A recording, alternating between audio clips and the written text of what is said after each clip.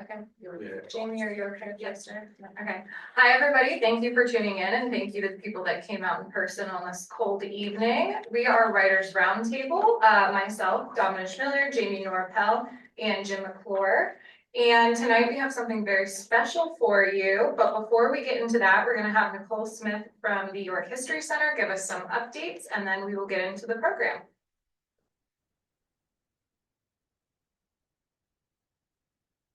Good evening, everyone. Thank you so much for coming. I'm going to be very brief because we have a lot of good things to share with you tonight. We have, besides tonight's event, we have a really great book signing event coming up on Saturday. We'll have 8 different local authors here signing books. Scott Mingus, Jim McClure, Sandra Stockton, Silas Chamberlain, Rebecca Anstein, Vanessa Brown, Norina Betzel, and Michael Maloney will be here.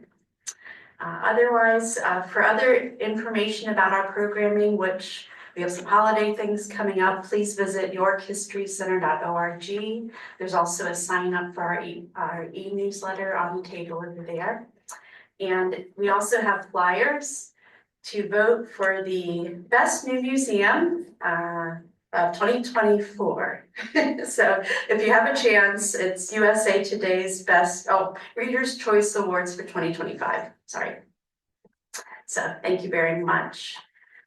Yeah, I think we're ready. This program is being recorded and will be available on YouTube following this presentation. Thanks, Nicole.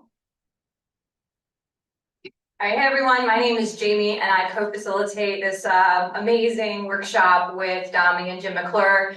So I have the honor of introducing Dr. Peter Levy. He was one of my very first professors when I went to York College, where I studied history and then secondary ed education. He is able to speak extemporaneously off the cuff for hours at a time. His knowledge of American history runs so deep. He also knows a lot about environmental history, and he for sure inspired me to do more research on the environment. So I am so happy that he is back in New York tonight, working on something a little different. So he is working on a play on Daisy Myers and her experience in Levittown. So this is the first reading that he's ever done. He is a trained historian, but he has decided to venture into the world of screenwrites. So we are so thankful for him coming and trying something new tonight. So I'd also like to introduce to you the readers. So starting next to Dr. Levy is Erica Towns. She's originally from Richland, Virginia, and we will not hold that against her. She's in New York now, and she's an attorney at Barley Snyder. Next, I've got my friend Diaz Woodard. He works at Wellspan. He is the community outreach coordinator, and he is from York City native. Next, we've got Dorothy King. She is a proud graduate of York High. She made me promise to have that first on her list. 5 generations in York, and she's a retired professor from Penn State. Rabbi Melody Davis, she serves Temple Beth Israel, and she also serves the Ohev Shalom congregation. Next to her is Lou Lavetan. He's 4th generation Yorker, and he's active in everything, and I can attest to that. We see him all over the place, whether that's walking tours or serving on a number of boards. And then, of course, my good friend Dominish Miller, and then I will be at the very end. So next, I'll welcome up Dr. Levy to give us a little context on his reading. And I told Jamie I'd be really brief because I'd rather take questions afterwards and give us time to do the reading. I do want to thank the History Center in general, and I voted today for it to be one of the best museums in the country. To Jamie, who was, maybe I was one of her first professors, but she was one of my favorite students. And I paid him. No, she didn't at all. And to Jim McClure and to Dominish, who've been, kind enough to allow me to do this kind of unusual thing at the Writers Roundtable. I taught at York College for 35 years. When I retired, I decided I had had enough grading and papers, but I still liked writing. And I'd always gone to theater and decided, let's take some of the research I was doing and try to see if I could turn it into plays. This is the first reading of this. I don't have to apologize for these people. I'm learning some of them actually have theater backgrounds. Dorothy, Dr. King does. I know she's a playwright of herself. But this is unrehearsed. We will not be reading the entire play. We'll be reading, I'm hoping, 4 scenes, the first act. And hopefully not have to read it in a Federal Express type voice to get it done. I most of all want to thank this group who's willing to do the reading and you for coming, because the whole reason I'm doing this is to get your feedback. Well, actually, two reasons: to get your feedback and also to kind of to spread the story of Daisy Myers and her family and their experience in Levittown, which I think is an important story to know. But so Jamie already mentioned their names, not who they'll be playing, so let me just do that. Dr. Dorothy King will be reading the part of Daisy Myers. Diaz Woodard will be reading the part of Bill Myers, William Myers, her husband. Erica Towns will be reading the role of Karen Cooper, Bill and Daisy's niece. Lou works out perfectly. Levittown will be reading the part of Lou Weschler. Rabbi Melody Davis will be reading the part of B. Weschler. And then Jamie and Dominish will be reading various cameo roles, so I'm not even going to read them all here. They'll just kind of hold up a sign when they are either a drunk man or a anonymous man, as we go. Wanted that one special, by the way. And I will simply, and I won't be at the mic, be reading the stage directions. I mean, normally if you had a play, you wouldn't have stage directions, but that's it. And so, like they say on Broadway, let's get on with the show. Title of the play is 43 Deepgreen Lane. Act 1, Scene 1, setting 1987. Daisy Myers' suburban home following the death of her husband, Bill Myers. There are bouquets of flowers on a side table, as well as poster board with photos of Bill Myers mounted on an easel. Karen Cooper, dressed in black, is examining the photos when Daisy, also dressed in black, enters the room. They hug and look at each other in silence before Karen speaks. I'm so sorry. Thank you. I'll miss him. So will I. Karen and Daisy smile. He always told such wonderful stories. Like the one about Eleanor Roosevelt? A million times. And how his family ended up on Mackenzie Street. Because my grandma Minerva refused to live in a back alley. Did I ever tell you about how he proposed? Karen shakes her head no. We were both studying at Hampton, and we went to see father of the bride. Lights dim. When they come back on, Daisy, now a young woman in her mid-20s, Bill Myers, a young man in his late 20s, walk down a city street in Hampton, Virginia. It's a pleasant late spring evening. She wears a summer dress. He wears slacks and a button-down shirt with no tie. At one end of the street is a marquee for a movie theater reading Father of the Bride, starring Spencer Tracy and Elizabeth Taylor. At the other end of the street is a detached house with a small yard. To indicate they're in the South, a "We Serve Whites Only" sign hangs in the storefront. As the scene unfolds, Bill and Daisy walk slowly down the street, stopping occasionally along the way. So what did you think? Bill doesn't respond. I know you didn't like sitting in the balcony. Should I? No. But you have to admit, Liz Taylor made a beautiful bride. More beautiful than you? Don't mock me, Bill Myers. Mocking. And that wedding was so... Ridiculous. You mean our wedding won't be as glamorous? Who said we're getting married? We And we have to do with the sweepstakes to pay for that. could have loved. Parents would rather end up in the poorhouse. Mine too. I bet I know which scene you like best. Which one? The one where Spencer Tracy gave Taylor away. And why would you say that? Because I bet your father would have tears in his eyes, just like Tracy did. And what do you know about my father? Not much yet. He's the hardest worker I know. Never met my father. I just wish he'd retire. He's just so... And why can't he? Do you always interrupt? No, I'm sorry. Go ahead. Because he figures he'll have to pay for our wedding. Both of them look at the bungalow they're standing in front of. Even though that movie was over the top, I could relate to it. Guess we share the same dream. Who knows? Maybe one day we can buy a home just like this one. I can play ball with our boys in the front yard. And our girls too. Just as Daisy finishes saying this, a white middle-aged man appears in the front door with the shotgun in his hands. You redacted because it's the N-word. Who do you think you are? Get away from my property before I shoot. I'll be damned. Bill Myers, don't forget where we are. Daisy frowns, but when Bill wraps her in his arms, the lights dim. When they come back on, Daisy's dressed in black again and stands next to Karen. What a story. He was a wonderful man. Why didn't you ever tell us? Tell you about what? You know, Would it have changed things? I don't know, but I felt cheated. Cheated? Yes, when I was in college, my history professor assumed I knew. And I felt that we deserved to know everything about it. Deserved? What you deserved was a normal childhood. But you should have told us more. You were too young to understand. But when we grew up, you remained silent. Silent? Yes, neither of you ever talked about it. It was like you had done something wrong. Daisy walks over to a desk, pulls a tight manuscript out of a drawer, and shows it to Karen. What's this? Our story. Your story? I wrote it years ago, Then why didn't... but I never shared it with anyone. Phone rings, Daisy answers it. Daisy listens and then hangs up. That was Linda's son. I have to pick him up. Here, let me know what you think. But Later. Daisy exits out the front door, leaving Karen with the manuscript. Karen faces the audience and reads from it. I grew up in the Jackson ward of Richmond, Virginia, home of Bill Bojangles. My parents were only one generation removed from slavery.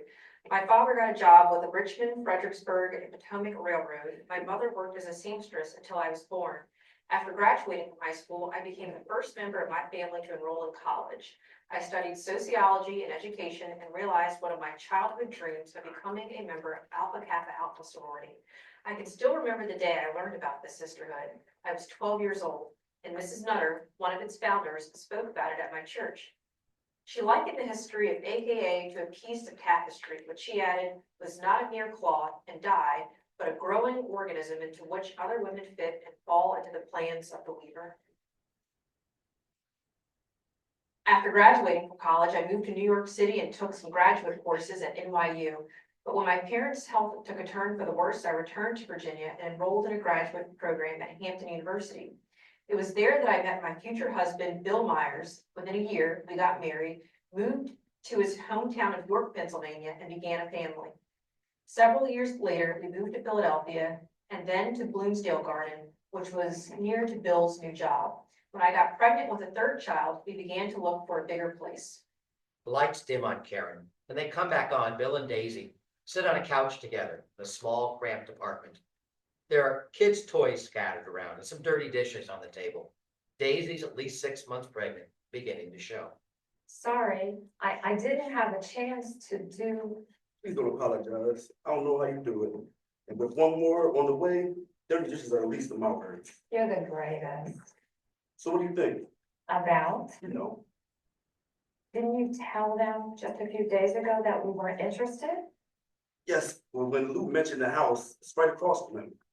Daisy begins to interrupt him, but then lets Bill continue. And in our price range, and has a carport and a big front yard.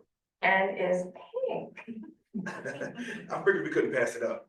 except for one thing. What? Don't play dumb with me. It's got 3 bedrooms, one for the boys, one for the baby, and one for us. Bill walks around the room. As he does, it becomes apparent how small their current home is.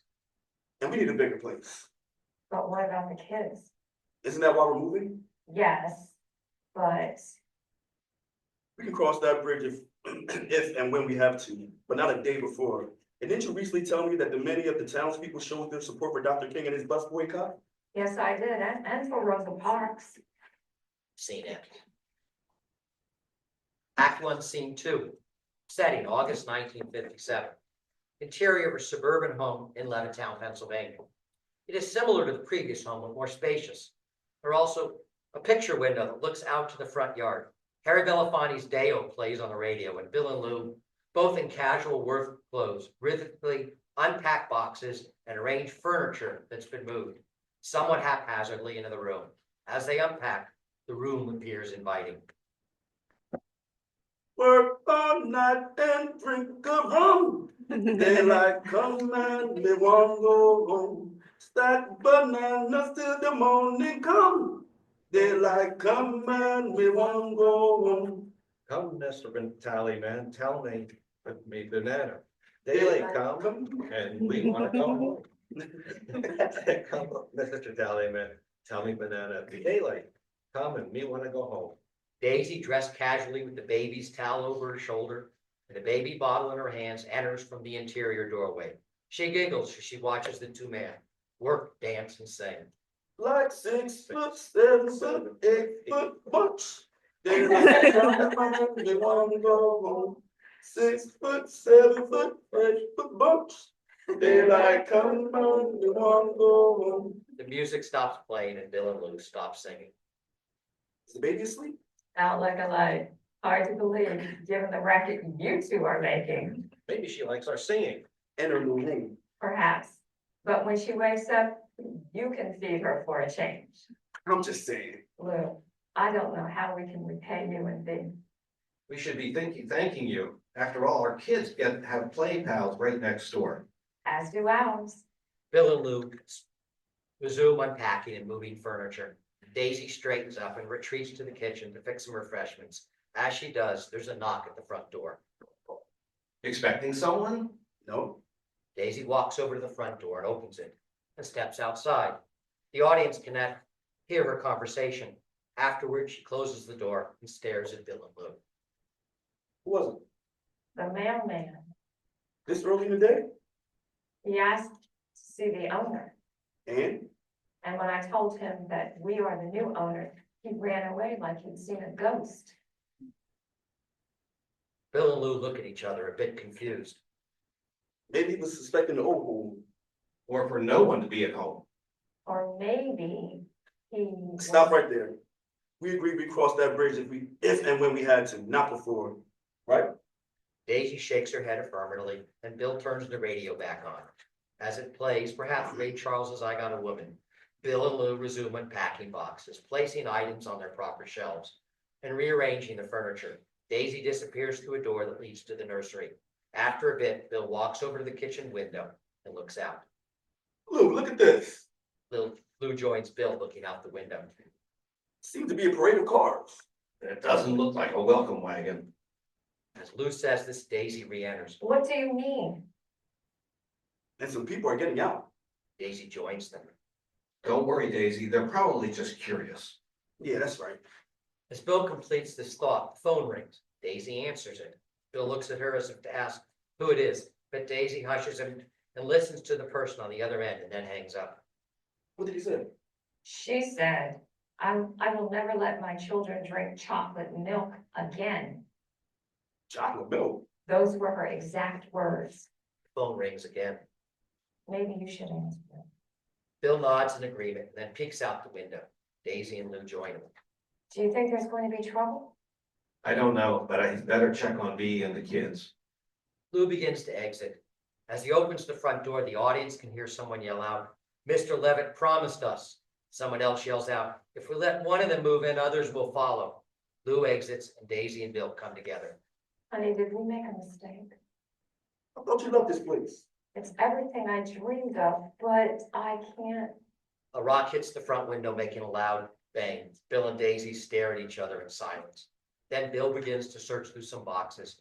Out of one, he grabs an army rifle with a bayonet attached, begins to walk with it toward the front door. What are you doing? I saw some weeds in the front yard. I'm gonna cut them out. Don't you dare. There's a knock at the door. Bill peeks through it gingerly and then opens it. And Bee Wessler enters. She What stares the at hell is going on? Thank God. I know what you're going to ask. The kids are fine.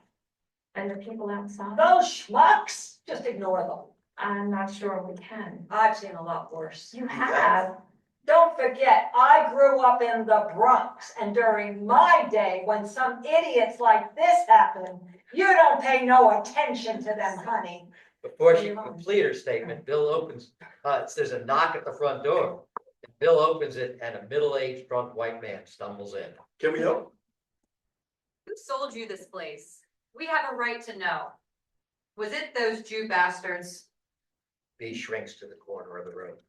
This is an all-white town, and you can't bet we're going to keep it that way. Bill grabs the man and forces him out the door, then slams it closed. Maybe we should call the police. Bill nods his head and dials a black rotary phone. Officer, this is Bill Myers. We moved to 43 Deepgreen Lane today, and there's a mob outside. They threw a rock at our front window. You gotta be kidding me. What did he say? He said that unless someone breaks the law, they can't do anything. You're kidding. No, I'm not. Honey, do you think we should reconsider? Do you think we should? Let's pick the boys up. We can sleep at our own old place tonight. I'll get the baby. Daisy rushes off to the baby's room. Bill and Bee head to the front door and he opens it. As he does, we can hear people yell out, "We have rights too." Bee, Bill and Daisy exit. Karen appears on another part of the stage, lights up on her, manuscript in hand. Though they slept at their old place that night, Bill and Daisy returned the following day. To be safe, they sent their two boys, though not their baby, to live with Bill's parents. At the same time, Daisy insisted that she remained convinced that good would triumph over evil. Being good Christians, my grandparents weren't about to challenge her. This said, as events unfolded, it appeared that God was testing their faith. Scene ends. You guys want a drink of water?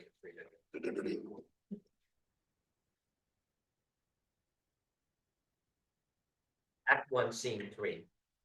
A few days later, same setting as above, except all the boxes are gone. The furniture is fully arranged. Bill and Lou sit at a dining room table.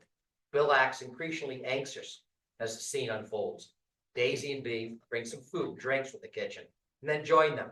Throughout the scene, everyone eats except for Daisy, who only nibbles her food. Lou and I thought we might play a game tonight. Lou begins to speak, but before he can complete a sentence, annoying chants from outside, such as 2, 4, 6, 8, we don't want to integrate, interrupt him. It will help us get our minds off the. Daisy goes over to the closet and begins to call out the names of some popular games. We've got Monopoly, Takes too long. Scrabble, Too taxing. and Risk. Risk? Risk is a strategy board game of diplomacy, conflict, and conquest. Just what we need.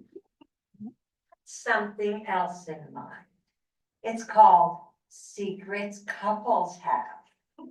Secrets couples have. Uh-huh.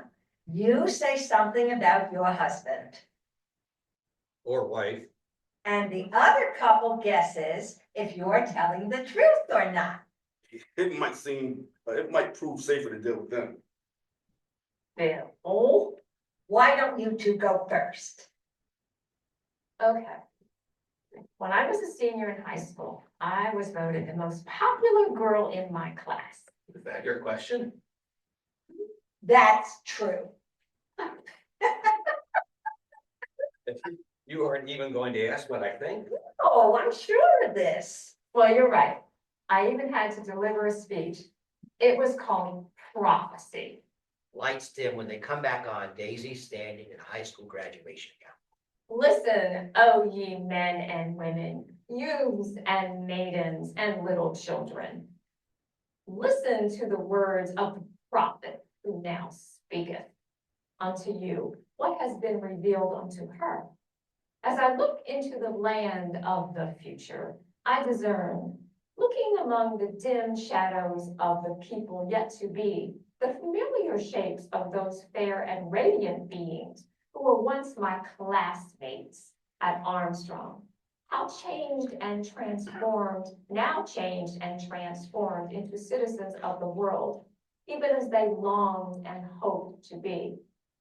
Vernon Davis and Charles Malloy are owners of a circus in Pittsburgh, but they haven't a clown in the outfit who can compete with them. Julie May Converse and Regina Noerpel are appearing at a successful nightclub, flicking the piano and exercising their vocal cords. William Thornton is now the owner of Buzzards Cafe. James Thompson, Russell Scott, and Raymond Johnson are cabinet members in the White House. Maria Johnson and her family of 12 are finding love in the cottage simply grand. Willie Mae Wilson is on the Virginia Union basketball team, while Louise Woolridge and Aubrey Bryson are sad because all the men joined the war. Lights dim again. When they come back on, Daisy's dressed as before and returns to the table with the other three. Amazing. Yeah, funny too. She says this, there's an explosion outside of the house. They all jump. And did you prophesize that? No, I was pretty optimistic about the future. Naively so, Nothing wrong with youthful dreaming. as long as it doesn't turn into nightmares. Well, as much as we'd like to continue, you two need to prepare for tomorrow's press conference. Or have a chance to learn their secrets. Bill. We'll pretend to be the reporters and ask questions and you can answer them. Daisy and Bill shake their heads to indicate they understand. The couples move to the opposite sides of the room. Chuck Lewis from Time Magazine. Why did you move to Levittown, Mr. Myers? Why did we move? Well, let me tell you, I'm a World War II vet and you dare, Honey, maybe you should let me answer. but it's true. Of course it's true. But we need to take a more diplomatic approach. Something like, we moved to Levittown because we fell in love with this house. And it's close to my husband's work. And didn't your magazine put Mr. Levy on its cover and tout him as the new Henry Ford? And with another child on the way, we decided we needed a bigger place. Mr. Myers, we heard that the Citizens Committee is investigating your past.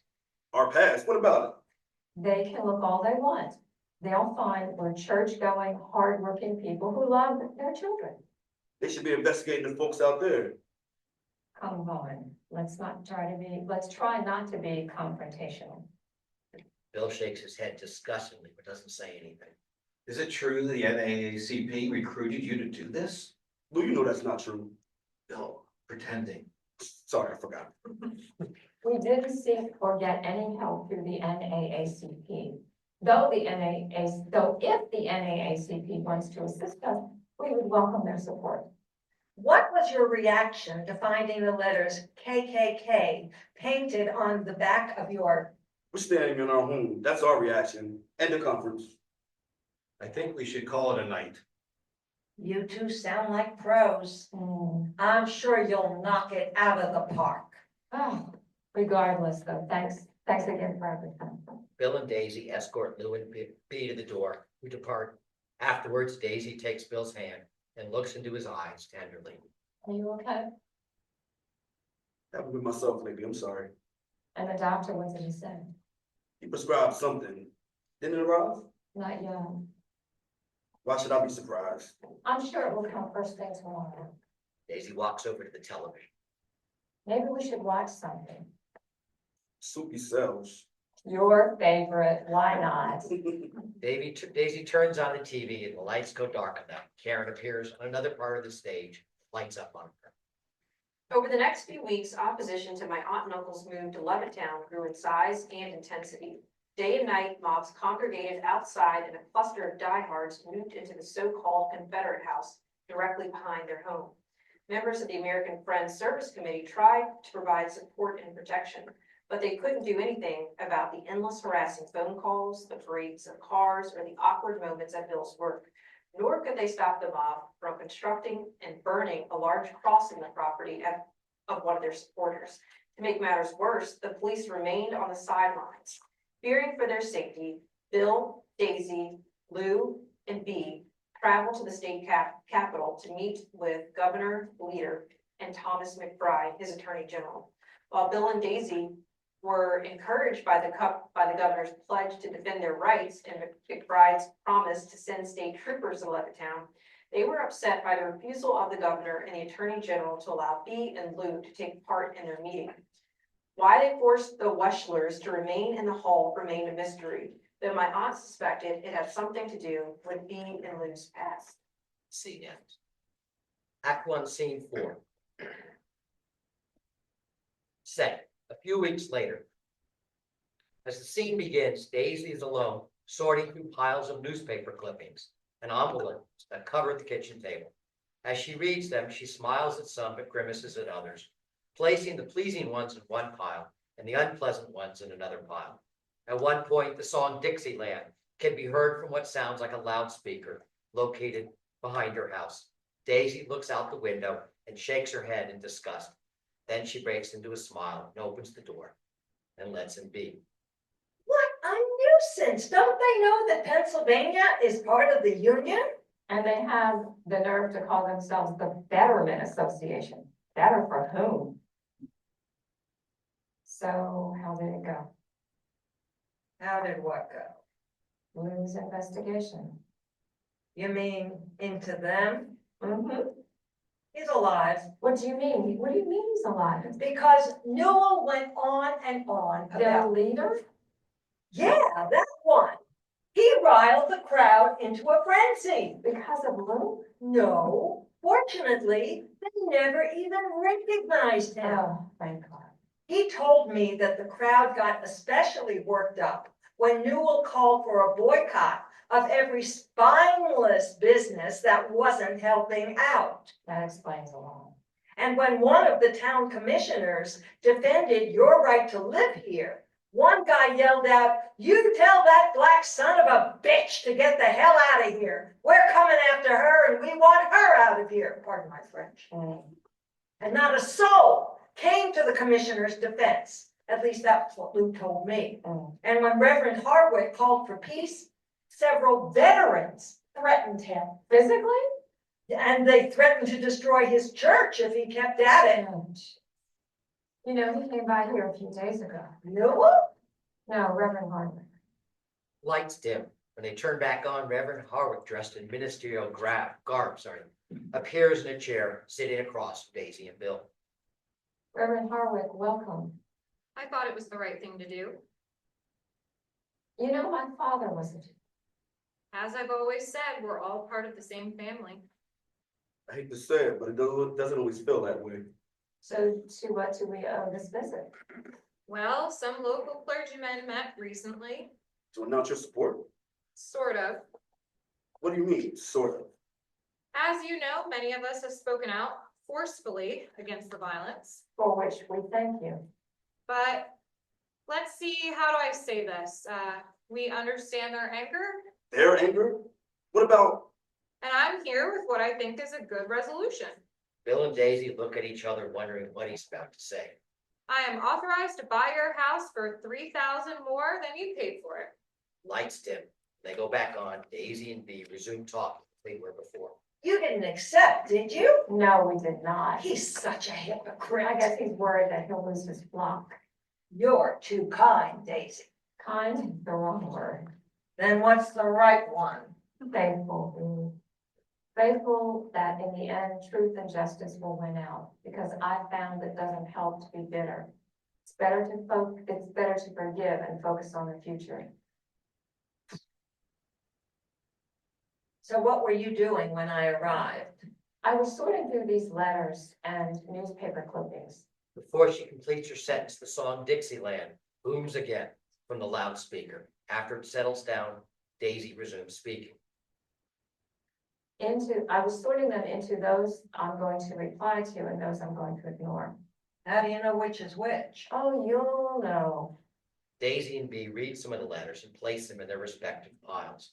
After looking at several letters, Bee breaks out into a big smile. You won't believe this one. It's from Jackie Robinson. I don't believe you. And it includes an invitation to meet him in person in Philadelphia. Oh, my goodness.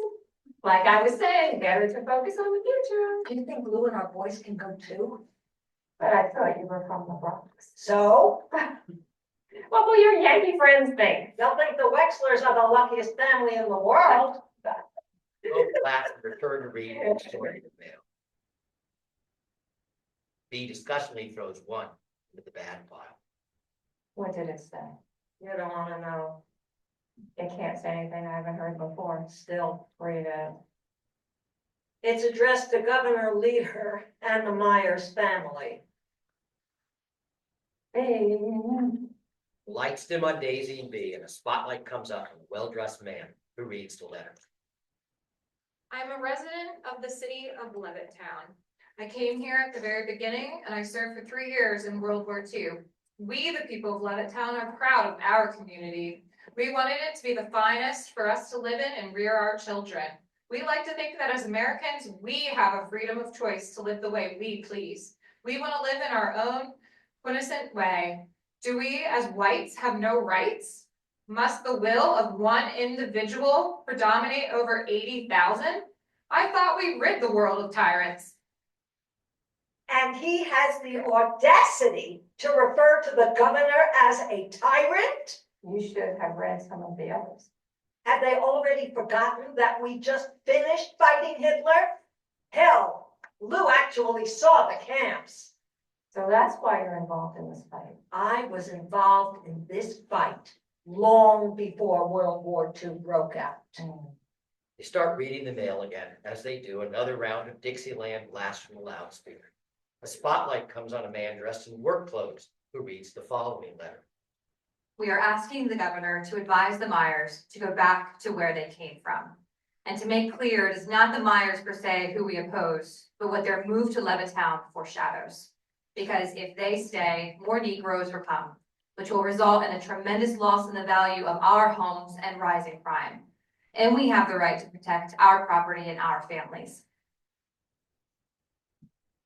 And to think you grew up in the South. But I was born into that, and now I've dragged my baby and my boys into this. No, they're young. They won't remember anything. But what if they find out one day? They won't. And if they do, they'll be proud of you. Daisy begins to tear up. Bee gives her a hug. Their embrace is interrupted by the ringing of the phone, which Daisy picks up. Hello? No, Bee's with me. Nothing special. I talked to your mom and dad, and they said they'd be glad to take care of the boys again. But only for a few days this time, okay? I love you too. Bill, He often calls about this time of the day. how's he doing, Daisy? I wish I could say fine, but he's not. This hasn't been easy on him, or I hate to admit it, on us. But don't worry, we'll make it through. Just know you can always talk to me. I know I can't pretend to understand everything you're feeling, but I can try. And I also know it's risky to keep things locked inside. Do we have a choice? Family always comes first, doesn't it? Speaking of family, I gotta get dinner ready, but if you need me, just call. Bee departs, and Daisy pulls out an ironing board and then places a basket of laundry beside it. She starts to iron and sort and fold clothes. She disappears to check on the baby and then returns to the ironing board. Begins to darken, indicating that night is approaching. Occasionally, Daisy looks out the window and grimaces, and then she turns on the television. It plays a clip of the crisis in Little Rock, which portrays the showdown at Central High School in Little Rock, Arkansas in the fall of 1957. After a few minutes, Daisy exits, but leaves the television on. Bill enters through the front door. As he does, we can hear loud chants from outside, including, "Tell that Nazi governor he'll never get my vote again." He stares at the television for a few seconds and then turns it off. Daisy, where are you? In the baby's room. Are you okay? What's happening? I hate to say it, but it looks like Little Rock out there. Now, One of the troopers is being carted away. carpet away. I think he's just banged up. Come, sit down. You've got to eat. We've got to eat. As Bill says this, there's an explosion outside, startling both of them. They get up from the table and look outside. I'm not sure I can do this any longer. But we agreed. William just started school, and I can't imagine moving him again. Dad suggested we should move back to York. And do what? You can work as a bell captain? Wait, and please don't take that to mean that I'm critical of your father. And your mother, she would turn in her grave if she knew you just gave up because of them. How do you know my mother? Do you think I've forgotten how she responded to being forced to ride in the back of the trolley when she came to Richmond? She swore she would never come back, and she never did. And she made sure that all three of you went to college. But they never sought out trouble. But they wouldn't have run from it initially. But I still can't believe I left you alone. With that man. Which man? The one with the big black dog. Daisy grimaces as Bill walks back and forth across the room as he continues to talk. The one who walked this dog back and forth in front of our house, saying, and sit, and lay down, and roll over. I'll kill that guy. Sticks and stones may break our bones. What the hell is that gonna do with this? It's what we teach our kids, isn't it? Strange silence follows, stage goes black. So that's the end of Act One. That's what I hoped we would get through here today. It changes in Act Two. What I'd like to do now is either from my fellow actors or from the audience or from anyone else is take questions. I'll remind you that the reason I wanted to do this, well, one, I want to tell the story. There's a purpose to me writing the play. But I started taking some playwright classes and they told me the first thing I needed to do after I wrote stuff was to hear what it sounds like and to take feedback. To any I can get. And I think you can comment on the content or the play. I'll take anything. And Thank you. Thank you for doing this. Thank you for shining a light on this. This is very important and many people don't know about it. So, thank you. then I'll keep at it. Yes, for sure, you must. You must. Well, Peter, what did you think? Did it read how it was in your head? It never reads exactly because you hear these voices in your head and in the end it's not the same. And in some cases, it's much better. You know, my voice is kind of boring. And I hear it over and over again. And you know, when Bill started off with the singing, that's why, you know, I warned him in advance. This is a hard role singing, but I wanted to have some levity in singing. And I know that's hard, you know, particularly as unprofessional actors. But, you know, I wanted that scene to start off right because I know it gets dark pretty quickly. I'm interested more really at this point what other things, including the actors, how it sounded to you and how it felt as well. I know I'll answer one question that Jamie was asked me to answer this question beforehand. Well, I said I'd grab it later. The process. So the process was one, and I want to recognize her. This is Linda Myers. Is that right? Yes, yes.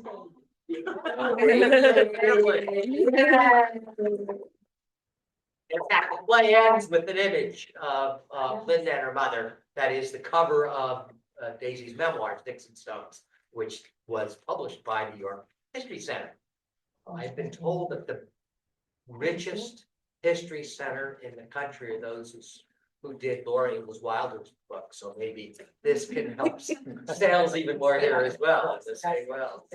But anyway, a lot of it was trying to draw on that, you know, and some of the words came closely, but there are other places where, and I had some people read this, people who were kind of like playwright teachers, a little too much exposition. I get a little worried about maybe some of Karen's narration is too expository. I've struggled with whether I want a narrator. Karen's voice was so good that I think it carried it. I think I probably need to cut down on that. And some of it was additional research I did. So I uncovered this speech that Daisy gave in high school. And maybe I need to cut a little bit, but I just thought it was such a wonderful speech in terms of capturing kind of the young optimism she had. And I just found that to be a remarkable speech that I felt I had to find a place to get that in there. Likewise, I uncovered that she perhaps, I'm not positive, saw one of the founders of the AKA speak at her church when she was 12 years old. I can't be positive. Daisy was there, but Daisy did join AKA. As did Linda, as did Karen Cooper. It is part of something they're proud of and a part of their heritage. And so I wanted to get something in there. So that's where I am right now in terms of process, if that helps. I have a question. So how do you feel about being a white man telling the story of a Black woman? It's awkward, but on the other hand, I'm actually writing 3 plays, and that's the focus of all 3. I see it as a trilogy. If someone else wants to write it, great. So that's where, thank you, Dorothy, for saying what you're saying, because I think their stories need to be told. In the 3rd act, which is still a mess, I get into the issue of memory and in 2 parts. One is the question of why don't people know? Partly would be white men didn't write about Black history, didn't write about Black women's history. They wrote even less about, I have Karen go back to her old university, Lincoln, and talk to her professor, who's actually really dead when she goes back. But he's kind of a ghost. and talk about how history gets constructed, and in fact, we leave things out. We don't want to acknowledge that which embarrasses us today. Well, and particularly the Northern Civil Rights Movement is something Yeah. that is little discussed. And in this case, Daisy Myers is not discussed just because of her, it just doesn't fit in with the frame. This is taking place in 1957. I intentionally have this taking place at the same time as Little Rock school crisis, because almost every school child, a lot of school children, that's part of their narrative of the post-war period. They know about struggles taking place in the South. So I'm gonna do it until others do it. My view will probably be different. I'm just gonna do my best to build on the sources, and I have this wonderful memoir to build on, use her voice to the extent I can. Something that I thought you might want to include, since you're mentioning that Bill is a World War II vet, is that the GI Bill gave people the opportunity to own a home that they probably would not have qualified for before World War II.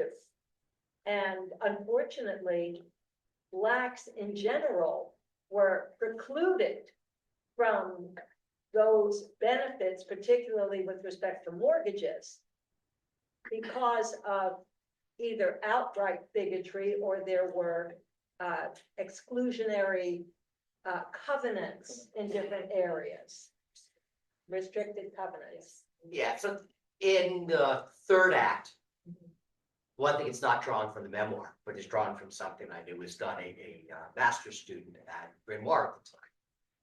Someone's a big Grimoire. Did a study of 20 Black pioneer families in the Philadelphia area, and they went to interview those families. Now, the interviews are anonymous, but you can kind of tell who they are. So you could tell who what Daisy and Bill's response is. So I'm able to play there a little bit, tell a little bit of the history without boring the audience with the history lesson. She says, well, we know it was difficult to get mortgages. And moreover, Levitt's really, it's not redlining, it's not covenants, it's simply he built these gigantic suburbs, which became the model, and he refused to sell them to Blacks. He argued not because he was a bigot. He argued because they wouldn't sell if he did. He said, we could solve the social problem, the housing problem. That was the issue. There are some who argue that the only reasons why the Myers got the mortgage because they were able to get some really outside the traditional banking mortgage industry. That there's some truth to that. So he really, in that case, the VA loans did not help them buy that Levittown house. But I have to be careful about the expository. I do too much. Others, Jim. Why this form, and how did you work? A little bit a day, do you work on one character at a time? And why did you do this in the first place? I think I told someone. I've always gone to theater. I've gone to theater. I've gone to plays since I was a young kid. I like plays. There's something about it that works. You think how old of an art form it is. And it goes back to the Greeks. There's something about that suspension of belief, which is one reason maybe I don't need the narrator. But so I like plays. I think screenwriting is much too complicated.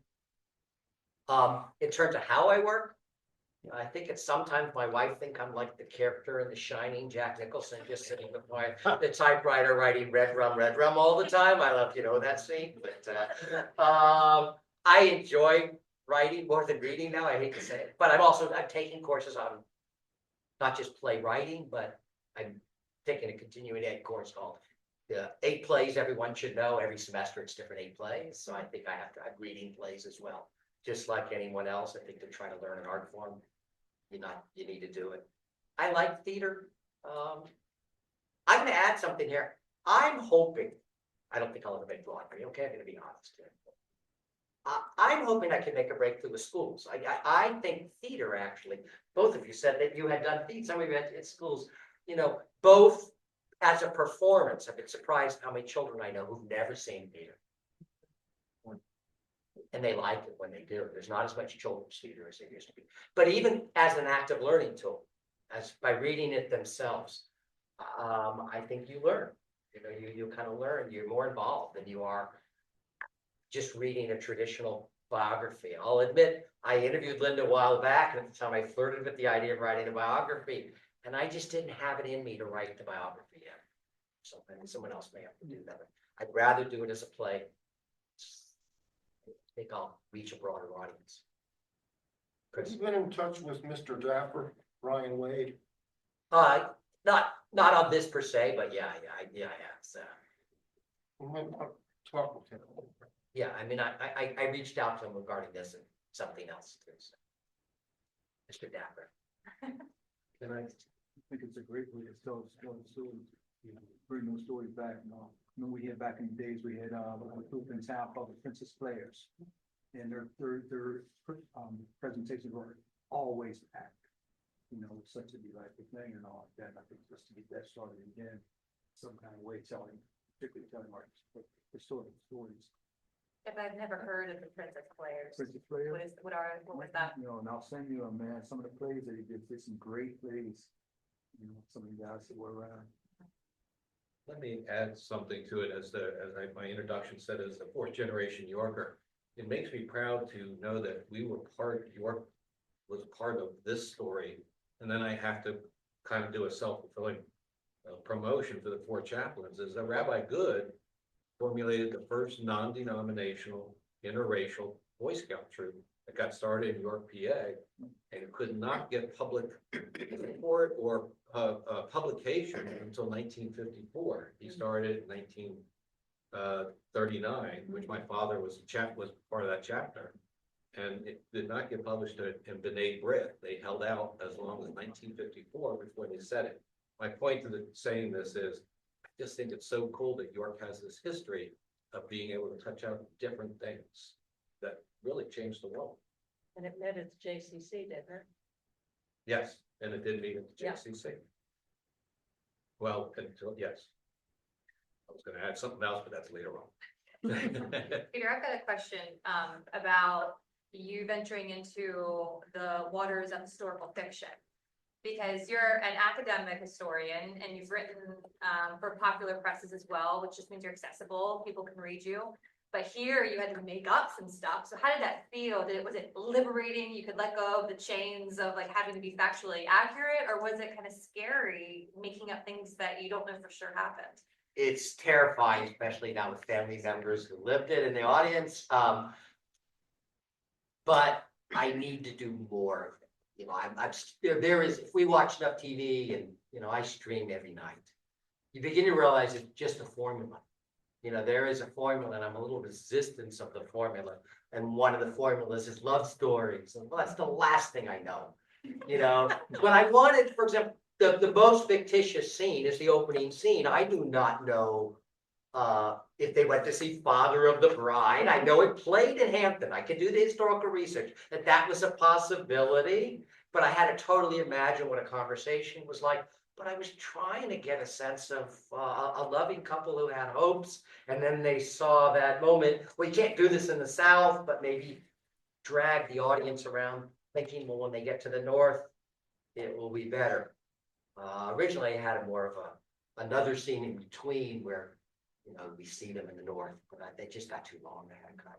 That's the hardest thing. I think I don't like writing stuff, but I can't footnote, but I think I need to do more. Because audiences, they want emotion. We connect to emotion. It's one of the reasons I want to do this. I want to work on that. I think we remember about Jim Moore. We do that. You come out of something, you go, how did you feel about it? That's what I'd love to pitch that back to the audience. Was there a scene that you think sticks out to you as far as the emotion, or there a relationship between either husband and wife, or, you know, friends? How's your time? Well, I like the way you took some of the stuff as fact, and it's been twisted a little bit to also broaden that thing. I'm not too sure.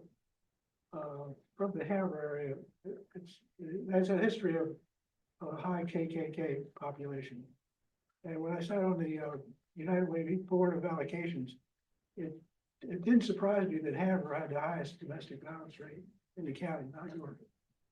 And because some of these things you bring out, it starts people thinking about other things.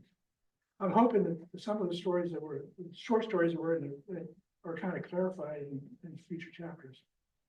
So I'd like to read that. Yeah. I have a response to that, Jamie. Oh, sorry. Oh, just give me the. Thanks. I have a, because I don't know. It was. No, sorry, there's a cell phone. Sorry. Don't make it. Yeah, I think, sorry, you have to use the other. Okay, is this on? Yep. Okay, sorry. So I have a response to your question about was there a scene? There was a line that I flagged. We didn't read it because it comes later in the play. 'Cause it's on page 50. But she's being interviewed by the person from Bryn Mawr, the student whose name is Dorothy, which obviously I just love that. And Dorothy says, I'm sorry to hear that, but you must take some pride in having broken the color line. And this is what Daisy says. Pride, I suppose, but truth be told, they used to say about Levittown, you never have to live in Levittown and see a black face. And I'd like to look out and see a black face. And that's the line that I flagged that line because what she wants is not to be the only one who's doing this. You know, she wants some security. She wants somebody to say, well, she has B who says, you know, atta girl, you can do it. But she wants someone who looks like her saying that, and atta girl, we can do it. And so that's the line, that's the scene, I guess, that works for me, that I like the best. One of the things I really like about this is it highlights the fact that Jews were active in the civil rights movement. And unfortunately, our relations over the last 30 years have definitely gone downhill. And I find that very sad because, you know, I think it was a poet, was it Niebuhr, who wrote about if you don't stand with others, then you're the next ones. And we all need to be standing with one another. We're gonna change that beat, you and me. Okay, We're gonna change that. We're gonna make that happen. I have some ideas. Okay.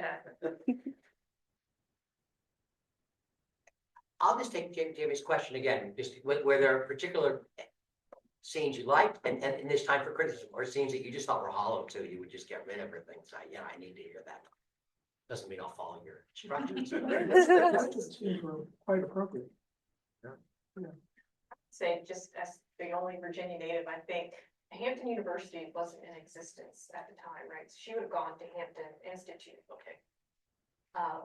So I think it was Hampton Institute up until like the 1980s, and then became Hampton University in like 1990s. I don't think any non-Virginian would even pick up on that, but.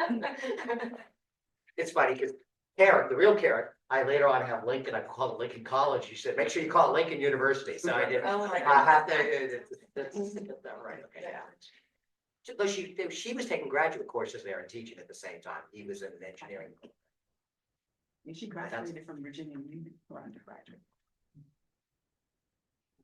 Well, thank you for coming and listening. I don't know if anyone on Zoom had any questions or anything like that, but otherwise, No questions, but a great crowd on Zoom. well, wonderful. Thank you. And I'll keep. Grateful for it. You know, remember how they bow at the end and, great job. Thank you. Thank you, husband. Right? You know, I don't know if this is on, this doesn't make a difference. Yeah, it's fine.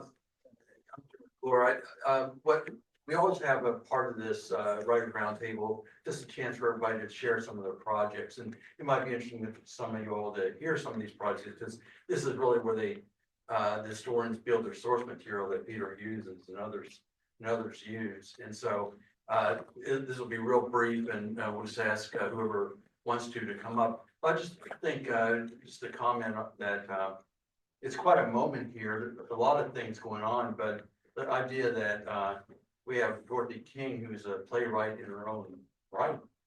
And well known, enough to make my history book, and well known in Central Pennsylvania and beyond, reading the part of Daisy Myers to a play that Peter wrote about Daisy Myers. It's just there's a lot of goodness there, and I don't know that we want to. I don't know if we would want to give you an opportunity just to say anything. Anything that you've observed tonight? Don't want to put you on the spot, but you know, is there anything that we want to make sure you have a chance to, you know, just say anything about tonight? Well, Dr. Nick, I think you did an excellent job. I really feel like, you know, I knew some parts were made up, but the majority of it was not. And it was, I felt it. I felt it. So I appreciate that. So maybe this be brief, but Jeff, could we call on you to tell us a little bit about your little project? It's come on up. Little project, yeah, right? Bring you the microphone instead. I think they're both dead. Oh, apologies. Oh, wait. Oh, this one Jeff works. Kirkland. Jeff, this one works. Okay. But Jim is mentioning that project, the Christmas Addicts History and Culture Center. And this is delightful to me because the Myers family is one of the centerpieces that I'm working on now. With Bill from his work from as a porter down at the Colonial Hotel. One of the best. He was so good that when they built the Yorktown Hotel in 27, they went down and hired him away from the Colonial, and he worked there for 48 years or 40 something years. He worked there at the time. I was also intrigued because he had an article in the paper. He was showing the difference between the blacks that have been moving to town. There's a newspaper article I cut out in God's paper where he mentioned in there that York was okay until the Bambergers came to town from the South. He said the white folks would let us come to their restaurants and to their movie houses, but when the Bambergers came, all that changed. You know, so I thought that was really profound. The other piece he was involved in was the formation of a beautiful club, the Royal Whist Club. My mother and several of my uncles were whist experts, and they was in that club. It was from 1915 to almost 70s, late 60s at least. And it's a wonderful club. I'm really trying to get as much research. I don't know if you might have any photos from the Royal Whist Club, but he organized that, and I do have one great picture of him with that. But the Myers is a great contributor story to Pennsylvania, to York, and I'm glad you're highlighting Daisy. I was reading that book, The Sticks and Stones, and all like that, and I think, you know, all those second books are our children really need to get that experience from. Great. That book is just Our center is, building is going up fine, it's on schedule. The hardest part of building a history center is being able to fill it now with artifacts and with photos and all. So we're in that process there, so hopefully by June that will be opening, grand opening and all, some target date. great. Thanks, Jeff. Yes, ma'am. Stephen, anything you always have coming up, and you usually have interesting projects. This is Stephen Smith. Has wonderful talents as a family researcher, an engineer, and a historian. One thing I'm working on now is there when Johnson Controls took over York International in 2005, they had kind of a house cleaning of old York stuff.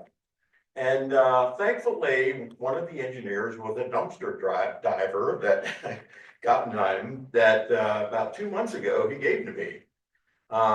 When York's early years, they had a graduate engineer training program that started actually in 1902 and existed until Johnson Controls took over. And he has a book of the complete roster of all the engineers that went through it, and a lot of photo albums. And he gave it to me because he said, I got this when I was dumpster diving and I don't know what to do with it. I said, well, I'll give it to the History Center. But then I started looking through it, and I want to put a biography, a career biography with all these names. So that's what I'm working on right now, which is kind of a new project. to add to my many other projects. Great. Thanks, Stephen. Yep. Let's see, Richard. Writes many books on the West Manheim area, Hanover area, and beyond, and is also an engineer and a historian. good. First of all, I'm present, I will be present trustee for the Heritage Committee of West Manhattan Township coming next year. I'm treasurer for Good Horse Valley Area Sewer Historical Society. I'm also president trustee for the West Meeting House. When I have time, I have to write some books. Currently, I'm working on, personally on a book about Peter Dix, who built the first blueberry, actually like the first, not furnace, but the blueberry's a little smaller than that, in Spring Forge. And I've been working with Spring Grove and Doris Valley on that, and I'm hoping to try to finish that up pretty much by the end of this year. The Heritage Committee is also working on some other projects. The Skidorus Valley Area Sewer Authority, goodness, yes, Sewer Authority. There's another, so we can work for it. The Skidorus Valley Heritage Society inherited about 35 boxes of paperwork from Ray Kiner. He was an amateur historian who wrote down everything. So we inherited about 30 boxes. I think Scott Angus has some and Jim has some of them. Everybody's going through them. So that's kind of slowed us down.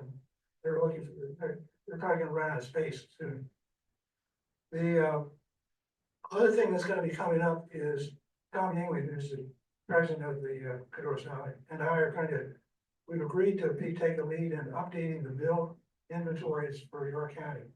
We think it's about a 2-year program. We're going to be looking for volunteers to help work out look for stuff geographically. And I think Jim's going to put an article in the paper very shortly. So if you know anybody who's got a passion for mills in York County, we'd love to be talking to them about it. Great. Okay. Thank you, Richard. And I know Domi's over there hiding, and she's gonna come and tell. Did you talk earlier about your project involving the Veterans Memorial? I guess not. So talk about it now. And I've already been volunteered for the mill project. So, so I'm Domi Miller. In Newberry Township, we just dedicated a new Veterans Memorial. So what we do is we're selling bricks that you can buy for the veteran in your life, a friend, a family member. They could be living or deceased, and it's put in a walkway. And we're hoping that, you know, as the years go by, the walkway will get bigger. We're going to pave more area with the bricks, and we're maybe going to put in a bench eventually. But it's the third Veterans Memorial that's ever been in Newberry Township, and the first one since the 1950s. So we're really proud of it. We had a big dedication. Jim McClure graced us with his presence and spoke. And then we have a living memorial behind it. We planted a tree, and that is now our community Christmas tree. So that's been a great project, very successful, and we're still selling bricks. If you buy a brick, you can gift it to someone, and we'll give you a certificate that says the brick was, you know, bought in your honor or in the honor of your grandfather or something like that. So all of the money goes back into the special events committee, and that is going to fund future projects and fund the maintenance of the memorial. Does anyone else have anything they'd like to share? Nicole would like to share. Well, not me, but I do have About the History Center? no, actually, not about the History Center. Ooh. There's a comment on Zoom I'd like to share. Regarding the play, I didn't see it before, but I want to make sure to share this with you. It's a message from Katie Wexler Dolly, or Dave Dolly, I think. Just saying thank you for this and for the way you portrayed my parents. I was 13 when the Myers moved in, and your portrayal is accurate. Wow.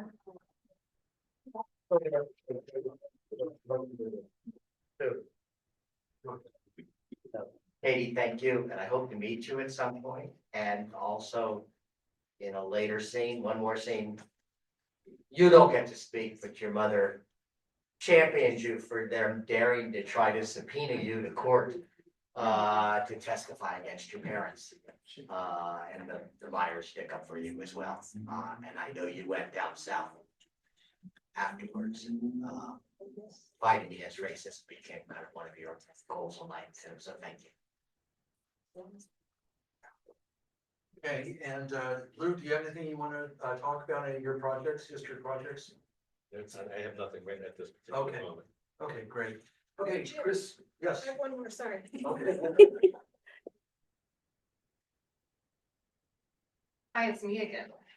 So I inherited the Lewisberry History Area Lovers Group, and we meet bi-monthly at the Redland Senior Center. So if anyone has any Lewisberry area history that they'd like to share with the group, we were looking for presenters all of the time.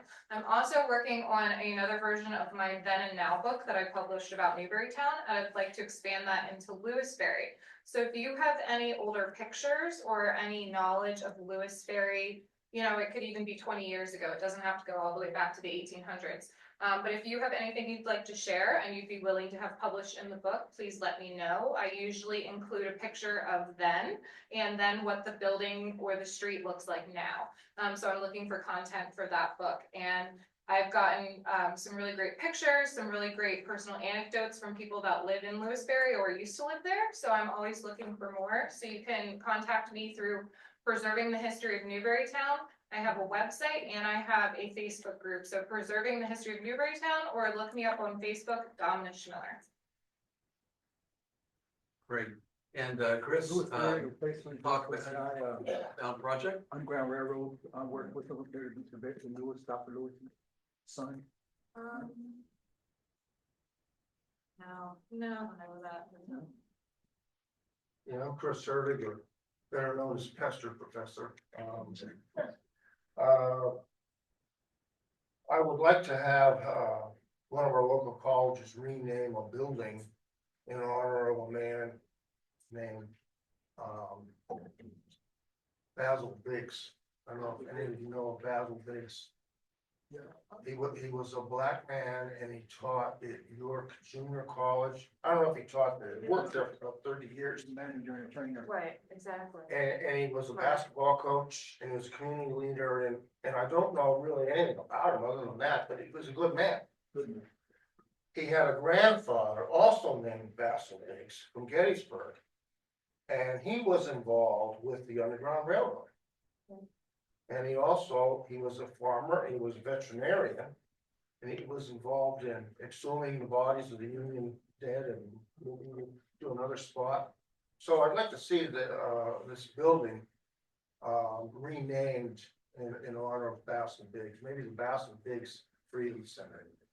It wasn't really my idea, it was a reliable informant, Well, Sam Dorn. he was my uncle, Really? my father's uncle, so my great uncle, so yes. If you have any information, I could do. you send it to me? And I'm sure Jeffrey does too. Both of them, her father and my father were highly involved with them forming that historic Troop 11. Right. Boy Scout troop in New York and all that. Did a lot of work there. Well, I will set up I'll a give you file. I'll give you my contact information. Yes, thank you. The grandfather is discussed in some detail in a book called Colors of Courage, in part about African Americans before, during. I'm a Civil War historian. We teach at York College. Before, during, and after the Battle of Gettysburg, and it talks some about how he was instrumental in organizing the teams that were exhuming bodies that were hastily buried on the battlefield to move them to what became the National Cemetery at Gettysburg in advance of the dedication where Lincoln gave the Gettysburg Address. But Colors of Courage by Margaret Creighton is the book. Did you email me, Cents for contact everybody. me on that? What's that? Wasn't it, you got a couple cents, couple pennies for everybody moved? Something like that. Maybe 25 cents, I think. 25. I think it was 25 cents. There's a famous picture of an exhumation in Hanover that shows Basil Biggs. Want to go on close? I think anybody else want to? I want, Okay, one more. the group, we're called the Southwest Consortium of Southwestern New York County. We've actually did a bus tour in September this past year. It was very successful. Our narrator, of course, was Scott Vegas, and it's a bus tour that starts in Hanover. It goes around the, couple of the areas, Glen Rock, Jefferson, Spring Grove, but these are all movements, by Jeff Stewart's troops prior to the Battle of Gettysburg, and, how many people know about it? Stewart was also held back because he captured a wagon train of 125, 150 wagons in Union Mills, and he had to drag this stuff along with him till he got to Gettysburg. And fortunately for them, they lost, but they had a way to get their people out back home.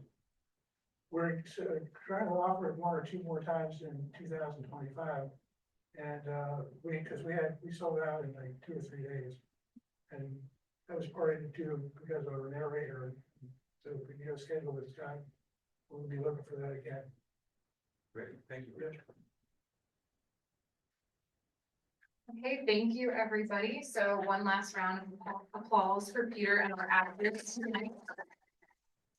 Maybe you'll see them all on stage one day, I don't know. Or are you gonna come out with an album since you're saying tonight? But our next writers roundtable will be in March. We're gonna have Narita Betzel, and she was an educator in Red Lion schools, and she just wrote a book about it. So she's going to grace us with her presence. So again, that'll be open to the public, or you can join via Zoom. But thank you so much for tuning in tonight, and for those of you that braved the cold tonight, thank you very much.